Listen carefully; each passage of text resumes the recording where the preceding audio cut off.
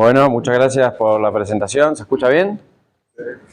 En primer lugar, agradezco a todo el comité organizador por la invitación, y también a IRD, el Instituto Francés Franco-Argentino, que está soportando mi estancia acá. Así que muchas gracias. Y bueno, vamos a hablar un poco del sábalo, de la migración del sábalo, en la cuenca del Pilcomayo, pero antes tenemos que dar un poco de contexto de por qué la cuenca del Pilcomayo y por qué estudiamos el sábalo y no todas las especies que venimos viendo en las cuencas bolivianas, que es muy diversa. Bueno, acá tenemos la cuenca del Plata, que todo el mundo conoce. Es la segunda cuenca más grande de Sudamérica, después del Amazonas. Tiene unos 3 millones de kilómetros cuadrados. Es una cuenca muy grande. Bolivia tiene parte del Pilcomayo, la naciente, el Bermejo y acá la subcuenca del Paraguay. La cuenca del Plata tiene un montón de especies, una lista enorme. Hoy seguramente está cerca de las 600 y pico de especies. Seguro que Marcos tiene un número más redondo, pero anda por ahí. Solo esta lámina es de la cuenca baja del delta del Paraná, digamos. Pero hay como 600 y pico de especies. Sin embargo, solo una veintena son de interés comercial o para el consumo. Y puse primero el sábalo porque es la de mayor biomasa, no solo la que más se pesca, sino la de mayor biomasa en el río. Solo en esta parte de la cuenca, en la parte baja, en el río Paraná, solo en esta parte se exporta el sábalo entre 15 y 20 mil toneladas por año, solo en esta parte. Y eso es el promedio, ha llegado a 35.000 o 40.000 toneladas de exportación. Digo exportación porque no sabemos cuánto se pesca, no hay una... Argentina no está organizado por puerto de desembarque, así que no sabemos cuánto se pesca, pero sí cuánto se exporta, porque sale del puerto de Buenos Aires, 20.000 toneladas por año, que es un número bastante interesante para un pez de agua dulce. Y en general hay un consenso, ya que tiene como 30 años, de la ruta migratoria general del sábalo, que es esta, donde en general se dice que los sábalos suben aguas arriba con fines reproductivos, desovan en el cauce principal y los huevos derivan con la corriente hacia abajo. Esto pasa en el Paraná Medio o Paraná Bajo, donde está la mayor sitio de desove de la cuenca. Y después los huevos, que duran muy poquito, los huevos se eclosionan en 24 horas y el periodo de vitelo dura 48 horas, es muy rápido el desarrollo. Derivan las larvitas y se van metiendo en el valle de inundación. Se meten acá. Este es el Paraná, cauce principal, y tenemos un valle de inundación muy grande que tiene más de 50 kilómetros de ancho, donde se meten las larvas y ahí se desarrollan y van creciendo por 1 o 2 años. Si llegan a crecer 1 o 2 años, salen al cauce principal y se denominan reclutas, ¿no? Son los que entran a la población ya migrante. Para que pase esto, tiene que pasar 2 cosas al mismo tiempo. Una, que el desove ocurra en simultáneo con una creciente, porque el valle de inundación no está conectado con el cauce principal. Tiene que haber una inundación y una inundación grande, no cortita. Tiene que ser una inundación prolongada. Entonces tiene que coincidir el desove con la inundación, que eso en el Paraná no pasa siempre, porque no es como el Pilcomayo o el Bermejo, que en febrero, marzo crece siempre, es el periodo de lluvias, y en agosto baja.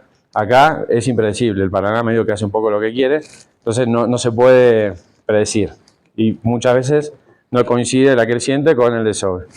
Y ese desove, esa creciente además tiene que ser extraordinaria, tiene que desbordar todo, no tiene que crecer un poquito y se tiene que mantener 2, 3 o 4 meses por lo menos, para darles tiempos a las larvas a que crezcan y después en el tiempo se transformen en reclutas. Tienen que pasar esas 2 cosas que es no tan frecuente. Acá, para que vean un ejemplo, este es el nivel del río Paraná, en un punto determinado, en la mitad de la provincia de Santa Fe. Acá tenemos los años y este es el caudal. Este es el punto de derrame, cuando pasa 4,5 metros. Acá tenemos, por ejemplo, el derrame que hubo en el año, aquí yo de acá no veo, dice 2016, ¿no? Acá hubo un derrame prolongado de varios meses y dio una corte, la corte 2015, que es una corte que hasta el día de hoy seguimos pescando. Los sábalos pueden vivir más de 30 años y la pesquería, en parte de hoy, se basa en esta corte, que ya son peces que tienen más de 10 años. Al año siguiente hubo una creciente, apenas hubo conectividad, pero fue cortita. No le dio tiempo a desarrollar y no tenemos corte en el año siguiente. Bueno, y así sigue. Al año próximo sí hubo derrame y se mantuvo, tenemos una corte ahí, otra corte en el año siguiente, y después acá no tenemos corte, y así sigue hasta hoy. Lo que tenemos que saber es que tenemos múltiples cortes al mismo tiempo, y la pesquería está basada en peces de distinta edad y distinta corte, y así se maneja. El tamaño de las redes se va cambiando en función de la talla que se quiere pescar. Obviamente las cortes más viejas van disminuyendo en abundancia porque se las va pescando, se van agotando, digamos. Así que en el río Paraná, en el río Uruguay, en el Paraguay, en el Bermejo y el Pilcomayo tenemos distintas cortes y distintos grupos de sábalo que además pueden ser residentes o migradores. Y eso lo estudiamos y lo vamos monitoreando para dar información sobre el manejo. Para hacer estas evaluaciones hay muchos métodos. Lo que yo mostré antes es estructura de tallas. Lo que se hace es, se pescan los sábalos, se miden y se ven esas campanas de distribución, o se hace con edades también. Hay estudios morfométricos, en sábalo hay un montón. Se hacen estudios parasitológicos para separar poblaciones. Marcas artificiales que hay desde el año 80. Se marcan peces con etiquetas y marcas satelitales y demás. Y con eso también vemos las rutas migratorias y estudiamos un poco las cortes. De genética hay bastante, pero no tiene una buena resolución porque el sábalo se mezcla bastante y está bastante homogenizado. Y la química de los otolitos, que es lo que vamos a hablar nosotros en el resto de la presentación. Muchos ya saben porque hicieron el curso, otros no, así que brevemente les cuento que los otolitos son estructuras de carbonato de calcio que están alojados en el oído interno de los peces y son acelulares, no es un tejido, es una piedra que tiene carbonato de calcio en un 98% y algunas proteínas y metales. Está en el oído interno, tiene dos funciones, de audición y de equilibrio en los peces. Los otolitos crecen continuamente, nunca paran de crecer. Lo único que hacen es cambiar la tasa de crecimiento. Cuando crecen más rápido y más lento, en función de las estaciones del año, de que si es favorable o desfavorable, van generando anillos de crecimiento, que muchas veces son anuales. En el sábalo son anuales. Cortamos los otolitos por la mitad y, análogo a un árbol, contamos los anillos de crecimiento para saber la edad. Si tuviésemos una lupa o un otolito por ahí más chiquitito con más resolución y ampliamos acá, además vemos anillos de crecimiento diarios, porque todos los días forma un anillo chiquitito de crecimiento. Eso se va compactando y forman el anual. Con esto sabemos la edad y muchas otras cosas, porque la forma y la distancia de los anillos también nos indica si hubo una creciente, si hubo una sequía, si hubo frío, si hubo calor. Da otro tipo de información, igual que se hace con los árboles. Pero además, los sábalos migran y en esa migración van acumulando elementos traza o mayoritarios, metales fundamentalmente, que provienen principalmente del agua que frecuentan. Entonces, si van cambiando de ambiente, van a ir incorporando esos elementos y si tenemos la línea de base ambiental, podemos saber qué ambientes usaron a lo largo de la ontogenia. Estas son imágenes de sábalo del río Bermejo, que son mapas en 2 dimensiones de distribución de elementos. No son fotos, son mapas, reconstrucciones de distribución elemental de sábalo. Y uno de los elementos, o en realidad es una relación isotópica que más se usa en el agua dulce, es esta, la relación isotópica de estroncio 86 y 87. Los isótopos son variantes de un elemento, de un mismo elemento, que varían en su masa. Son elementos que tienen la misma cantidad de electrones y de protones, pero tienen distinto peso. Y esta relación es particular porque depende del tipo de roca que tenga la cuenca y de la edad de la roca. Entonces, si tenemos una cuenca geológicamente heterogénea, tenemos un mapa heterogéneo de estroncio-calcio. En general, las rocas más viejas tienen señales más altas y las rocas más jóvenes tienen señales más bajas. Los peces no pueden fraccionar esta relación isotópica, la incorporan del ambiente tal cual está. Entonces, si el ambiente tiene 0,8, el pez va a tener 0,8 en ese momento. Nosotros en la Cuenca del Plata estudiamos estas 4 especies, tomamos el otolito, medimos la relación isotópica en el otolito y en el agua, y acá vemos la relación entre el agua y el otolito para estas 4. Este es el dorado, Lucio Pimelodus patí, el sábalo y el surubí, y hay una relación 1 a 1 entre la relación isotópica de estroncio entre el agua y el otolito. Esto también se hizo en el Amazonas y da igual en todo el mundo. En la cuenca del Plata, entonces lo que hicimos es hacer la línea de base isotópica de agua. Para eso, no me acuerdo en este momento cuántos puntos de muestreo tenemos, pero son 100 o 120, andan por ahí en este momento. Y todos estos puntos se hicieron por lo menos 4 veces. Hay algunos que tienen mucho más, depende de la posibilidad de acceso. Y lo que intentamos hacer es capturar la variabilidad, sobre todo la variabilidad hídrica, que es muy cambiante según la subcuenca, ¿no? Tratamos de capturar aguas extremas altas, aguas muy bajas y aguas normales para tener toda esa amplitud. Una vez hecho esto, generamos este mapa isotópico. Esta es la distribución de isótopos de estroncio en la cuenca del Plata. Como ven, hay partes que tienen baja resolución. Cuando está todo el mismo color, significa que adentro de ese color no podemos ver movimientos. Pero dentro de los distintos colores sí. Después, como los peces viven muchos años, los sábalos pueden vivir 30 años o más, y esto se hizo durante 3 o 4 años, nos preguntamos si era lo suficientemente estable en el tiempo como para poder usarla con otros peces más viejos o de colecciones. Y para hacer eso, o vas a muestrar para el pasado, que no se puede, o muestras 10 años para el futuro, que lo estamos haciendo, pero no podemos esperar tanto para empezar a estudiar los peces. Usamos los bivalvos. Esta es una especie que es exótica, es de Asia, vino en el agua de lastre de los barcos, y hoy está en gran parte de la cuenca del Plata. Y es muy parecida a un otolito, entre comillas, porque son de carbonato, tiene una capa de carbonato de calcio, y tienen anillos de crecimiento. Y tiene la ventaja que este bivalvo vive adherida al sustrato. Están los muelles, 3 o 4 años viven, y están ahí creciendo, chupando esa señal isotópica que mientras le pasa el agua van grabando. Es un grabador natural. Yo acá para mostrar puse 3 puntos contrastantes, el río Uruguay Alto, el río Negro en el Uruguay, en el país Uruguay y en el Paraná, y acá ven cómo dan las señales de distintas valvas en los 3 lugares que se mantienen a través del tiempo más o menos estables y son muy diferentes entre las marcas, así que estamos bastante seguros de que la línea de base está buena. Esto que está acá es la distancia de 0 al borde, ¿no? Siempre se hace la distancia desde el núcleo hasta el borde, que es equivalente al tiempo de vida. Y en el otolito se lee así. Esto es una representación, porque después voy a mostrar gráficos para que todos entendamos.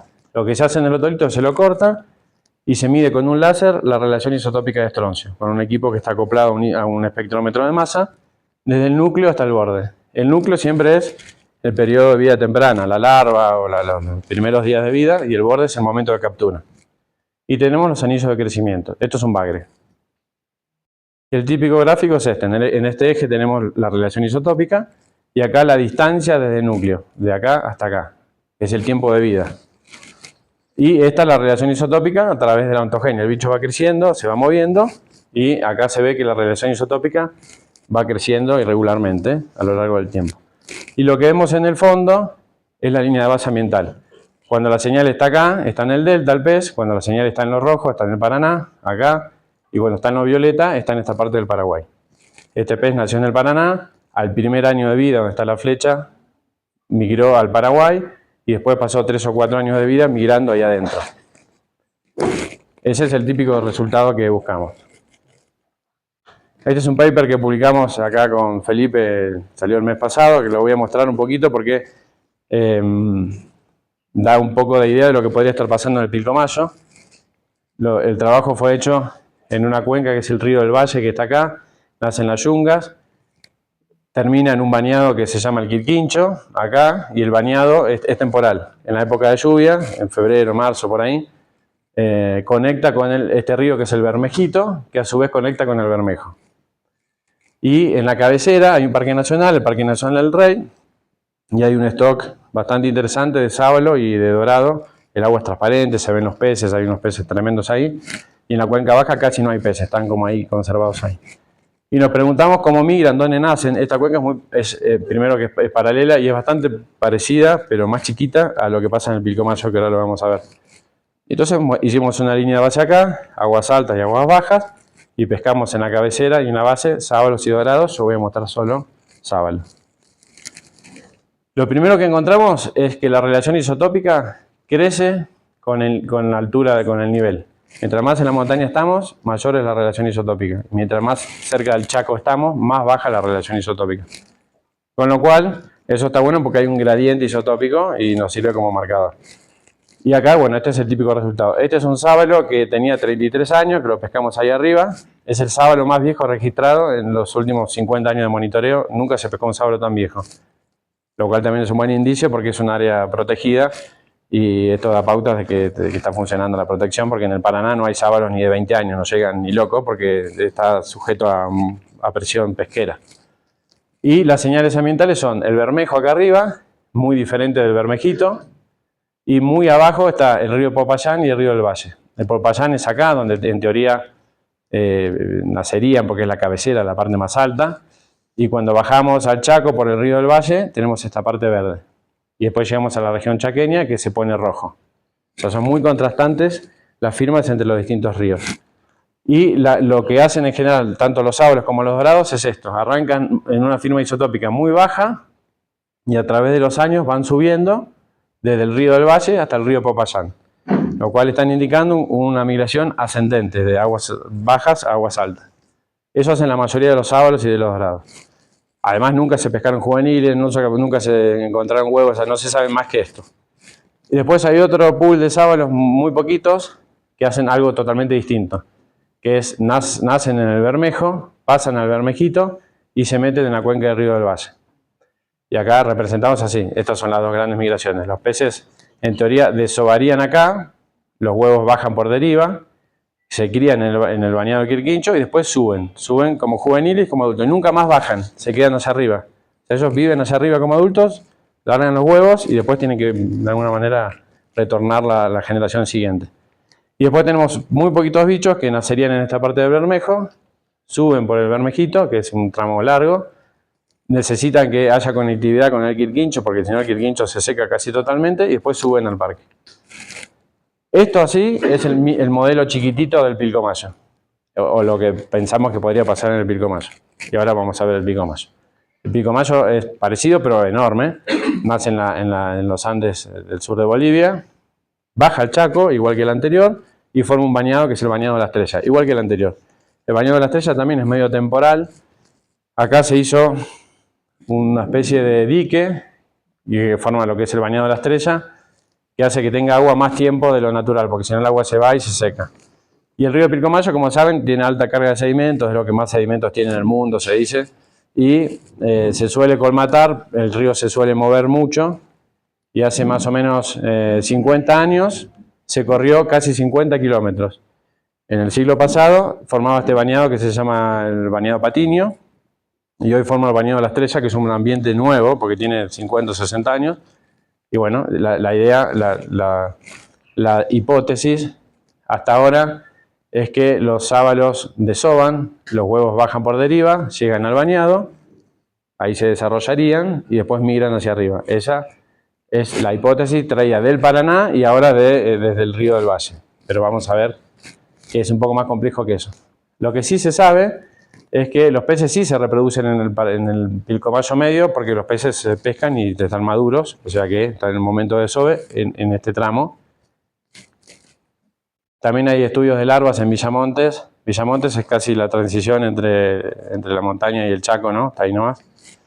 Acá en Villamontes y en el norte de Argentina hay estudios de larvas que muestran huevos y larvas con vitelo. O sea que no tienen más de 48 horas. Así que el Pilcomayo tiene un caudal, o sea, va rápido el agua, pero habrían derivado no más que 2 o 3 días. Así que la zona de desove tiene que ser más o menos esta. Se hizo esto durante un año y hay que seguir haciéndolo para ver si hay variabilidad y demás, pero por ahora todo sostiene que esta es la zona de desove. Hay estudios de marcado y recaptura, hay varios. Yo acá traje uno, que es el más grande, que se hizo entre el 2007 y el 2009, y se marcaron 14.000 individuos con una etiqueta. Y después los años siguientes se fueron recapturando y los pescadores informaban la localidad y se obtuvo, yo hice una representación del trabajo para simplificarlo. Estos son los resultados y los peces que se marcaron en el bañado en general subieron hasta el Pilcomayo medio, casi hasta Tabasay, bastante arriba. Después tenemos peces que hacen lo contrario a lo que dicen todos los modelos anteriores, que se pescan y bajan, que eso es raro, pero lo hicieron porque lo pescaron, lo marcaron y lo volvieron a pescar, así que son esos peces que bajaron. Y otros peces que no bajan ni suben nada, se quedan ahí. Hay peces que se marcaron y se recapturaron a los 4 años, lo cual, que se haya quedado 4 años en el mismo lugar, marca cierto sedentarismo, digamos. Esto con captura y recaptura. El problema de este método es que hay que marcar, en este caso, 14.000 sábalos y por ahí se recuperan 100. O sea, es poco el tamaño, el N que se tiene en relación al esfuerzo. Y nosotros vinimos entonces a trabajar con el otolito, tenemos la línea de base en agua, tenemos en esta cuenca, la de Pilcomayo, 35 puntos de muestreo de agua y también agregamos parte del Paraguay y el Bermejo, porque no son independientes, los sábalos podrían moverse y necesitamos saber si hay conectividad o no.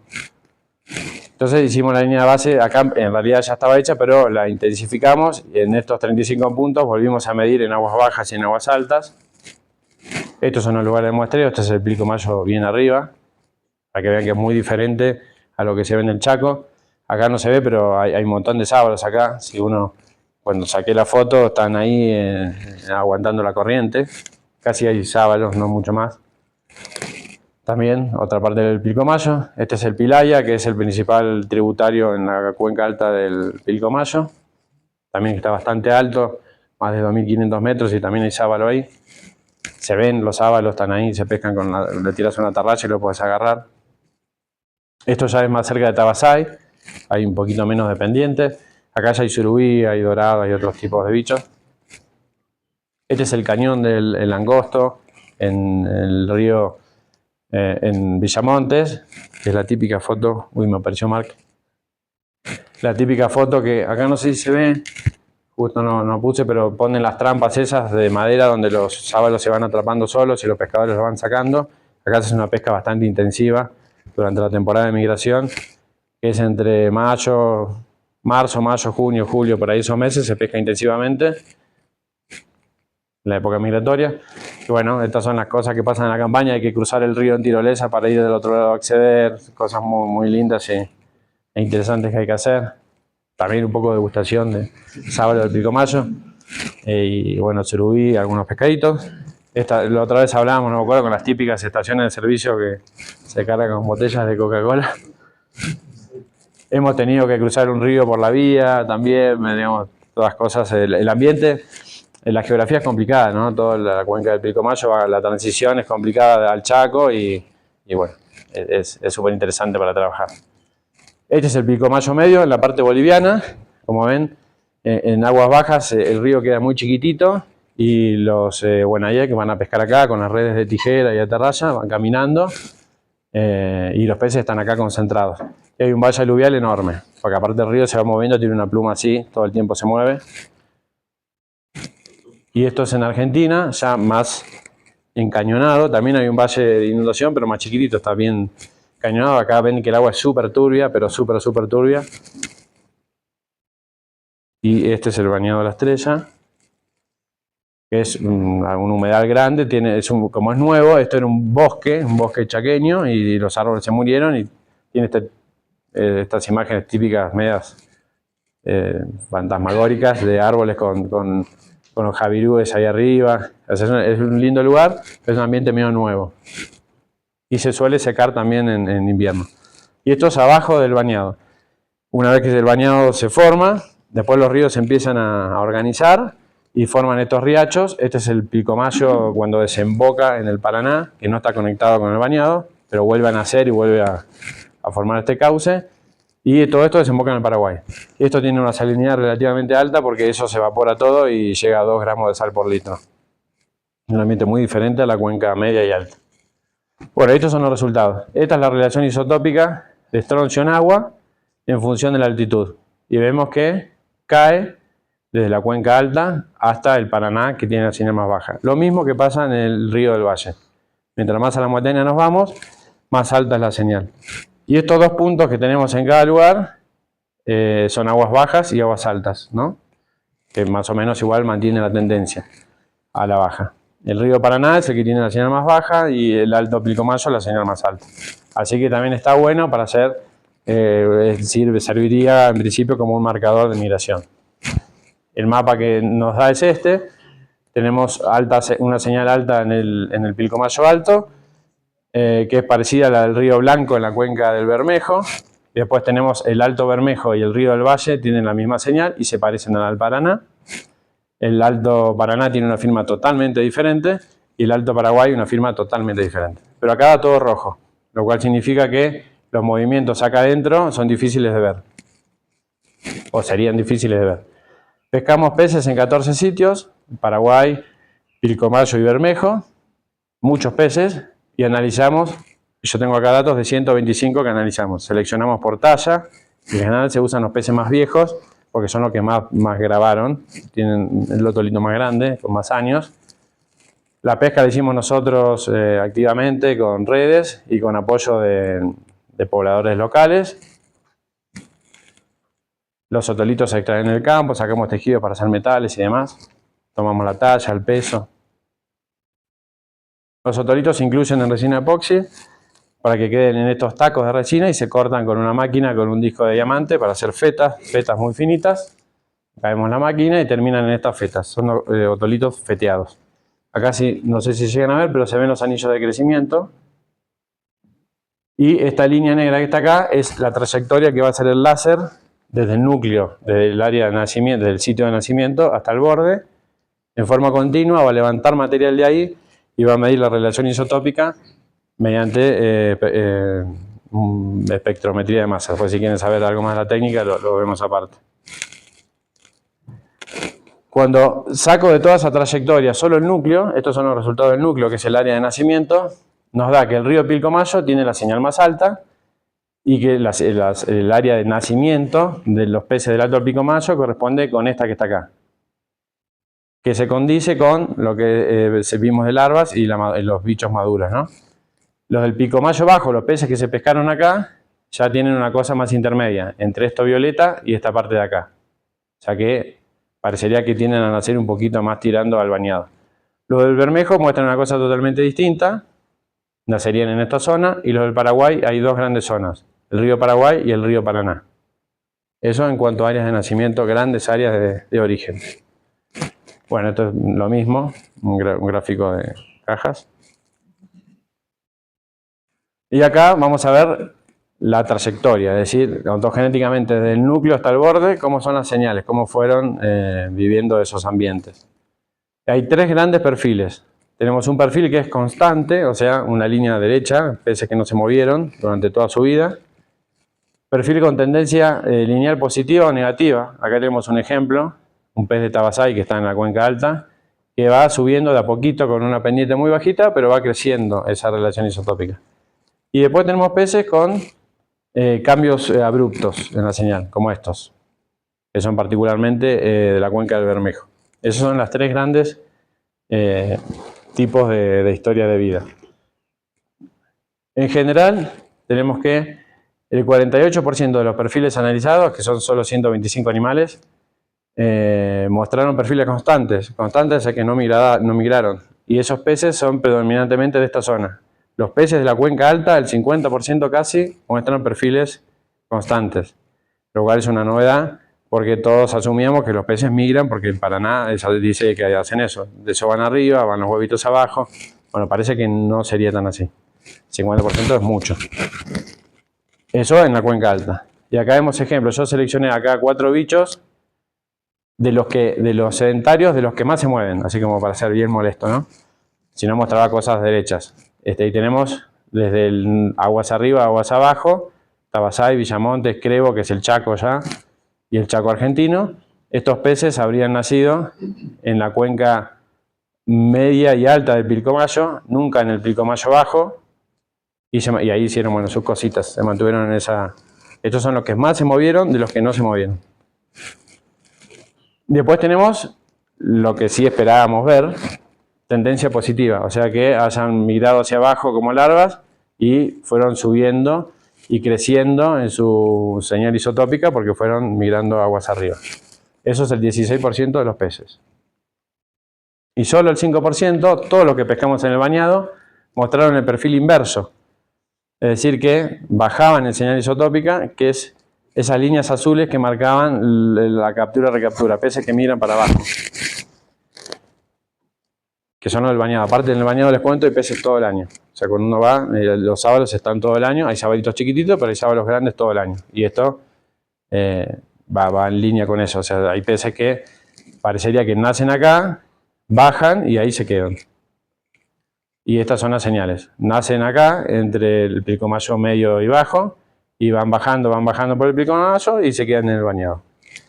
Hay unos pocos, yo acá puse uno, que además muestra una señal del Paraná, o compatible con el Paraná. Podría ser una señal que nosotros no levantamos porque está subestimada la línea de base, o que realmente se fue al Paraná y después volvió. Algo que sería medio exótico, pero físicamente es posible.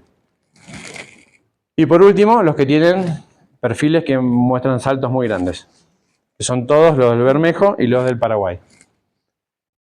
Y acá vemos el río Grande, que es en Tarija, y el Bermejo es un lío. O sea, hay cosas raras y está buenísimo, porque esto marca que tenemos sitios de nacimiento en el Bermejo medio, y esto es igual a lo del río del Valle, el primer ejemplo. Esta señal es la misma que tienen los peces que nacieron en el Chaco y se fueron al río del Valle.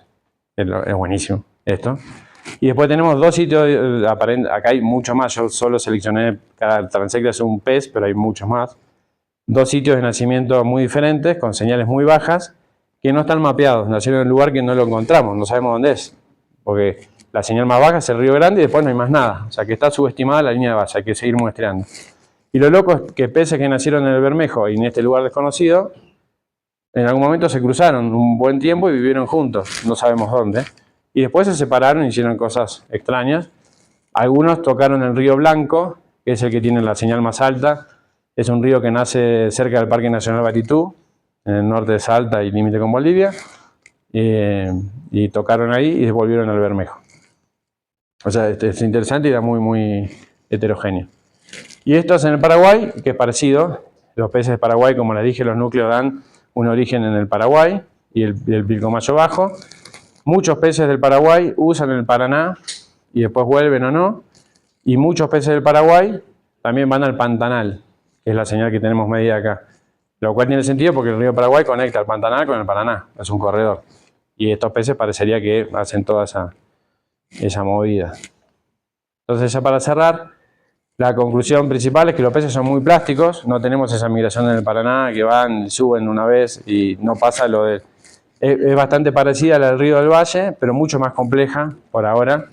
En el río del Valle también debería ser bastante más compleja, habría que tener más bichos y seguro que encontramos cosas raras. Encontramos una aparente población de peces sedentarios bastante interesante en tamaño, lo cual es una novedad. Se podría empezar a pensar que podría haber subgrupos o stocks o subpoblaciones separadas entre la cuenca alta, que son sedentarios, y los bichos que migran. Y después tenemos, bueno, las condiciones actuales no nos permiten decir cuántos stocks hay, como tenemos en el Paraná, porque necesitamos mucho más datos. Sí podemos tratar de tentativamente decir, bueno, en el Pilcomayo parecería que hay un grupo sedentario arriba, un grupo en el bañado, que son los peces que migran para abajo y se quedan ahí. Ahí tenés dos grupos. Tenés un grupo migrador, el perfil que esperamos encontrar, el típico, está. Así que podemos hablar de por lo menos 3 grandes grupos en el Pilcomayo. Por lo menos porque puede haber más y no están detectados. En el Bermejo, además, parece que hay 3 grupos muy diferentes, según los sitios de SOBE y la historia de vida posterior al nacimiento. Y en el Paraguay puse un grupo porque es medio descontrol, o sea, no lo sabemos, pero por lo menos hay un grupo muy diferente al resto. Y ahí adentro seguro que hay muchas más cosas. Y para seguir, lo que necesitamos claramente es monitorear más. La línea de base hay que engrosarla porque falta. Los resultados muestran que hay señales que no tenemos.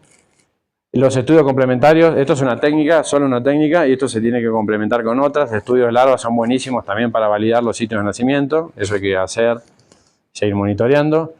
El monitoreo de la pesca, sobre todo en el área de Villamontes, también es importante porque necesitamos saber cuántos bichos se extrae del río para saber de qué stock se extrae, si de que se mueve o de que no se mueve. Eso solo se puede hacer monitoreando la pesca de las comunidades de la zona. Y después necesitamos que ya medio que es transversal a las distintas charlas, trabajar con las comunidades locales y capacitarnos a ambos lados, ¿no? Porque nosotros también aprendemos muchos de ellos y necesitamos que ellos, que son los que conocen el lugar, que estén ahí, que nos ayuden a monitorear. Hay un montón de ejemplos que incluso de ellos sacan otolitos, los guardan, miden los peces. Y hay un par de proyectos ahora en el Pilcomayo que están en esta línea, trabajando con la gente de los lugares. Y nosotros siempre que vamos, pescamos con ellos y trabajamos con ellos. Así que, más dudas que certezas. Pero, si tienen preguntas, gracias.